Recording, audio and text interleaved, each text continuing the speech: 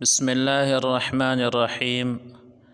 محترم ساتھیو، السلام علیکم ورحمۃ اللہ وبرکاتہ۔ اولاد پر والدین کے حقوق میں سے 8واں حق یہ ہے کہ ماں باپ کی دل و جان سے اطاعت کرنا۔ اگر وہ کچھ زیادتی بھی کر رہے ہو تب بھی خوش دلی سے اطاعت کرنا، اور ان کے عظیم احسانات کو پیش نظر رکھ کر ان کے وہ مطالبے بھی خوشی سے پوری کرنا جو آپ کے مزاج اور ذوق پر گراں ہو، بشرط یہ کہ وہ دین کے خلاف نہ ہو۔ حضرت ابو سعید خدری رضی اللہ تعالیٰ عنہ کا بیان ہے کہ یمن کا ایک آدمی حضور صلی اللہ علیہ وسلم کی خدمت میں حاضر ہوا۔ نبی کریم صلی اللہ علیہ وسلم نے اس سے پوچھا کہ یمن میں تمہارا کوئی ہے؟ اس نے کہا جی ہاں، میرے ماں باپ ہے۔ آپ صلی اللہ علیہ وسلم نے فرمایا کہ انہوں نے تمہیں اجازت دی ہے؟ اس نے کہا کہ نہیں۔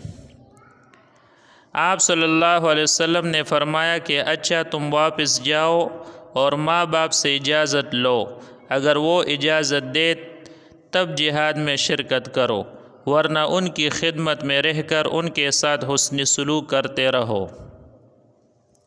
والدین کی خدمت کا اندازہ اس بات سے کرنا چاہیے کہ ایک شخص میلوں دور سے آتا ہے کہ نبی کریم صلی اللہ علیہ وسلم کے ساتھ دین کی سربلندی کے لیے جہاد میں شریک ہو، لیکن نبی کریم صلی اللہ علیہ وسلم اس کو لوٹا دیتے ہیں اور فرماتے کہ جہاد میں شرکت بھی تم اسی صورت میں کر سکتے ہو جب تمہارے ماں باپ تم کو اجازت دے۔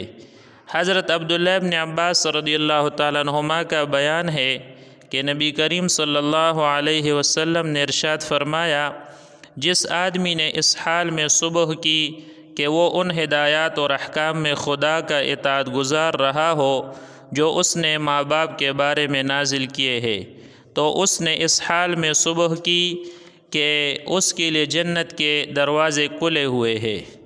اگر ماں باپ میں سے کوئی ایک بھی موجود ہو تو جنت کا دروازہ کھلا ہوا ہے، اور جس شخص نے صبح کی اس حال میں کہ وہ ماں باپ کے بارے میں اللہ کے بھیجے ہوئے احکام و ہدایات سے منہ موڑے ہوئے ہے، تو اس نے اس حال میں صبح کی کہ اس کے لیے جہنم کے دروازے کھلے ہوئے ہیں۔ کسی نے عرض کیا کہ اللہ کے رسول صلی اللہ علیہ وسلم، اگر ماں باپ اس کے ساتھ زیادتی کر رہے ہو تب بھی؟ آپ صلی اللہ علیہ وسلم نے فرمایا ہاں، تب بھی، اگر زیادتی نہ کر رہے ہو تب بھی، اور اگر زیادتی کر رہے ہو تب بھی۔ اللہ تعالی ہم سب کو اپنے ماں باپ کی دل و جان سے اطاعت کرنے کی توفیق عطا فرمائے۔ وما علینا الا البلاغ۔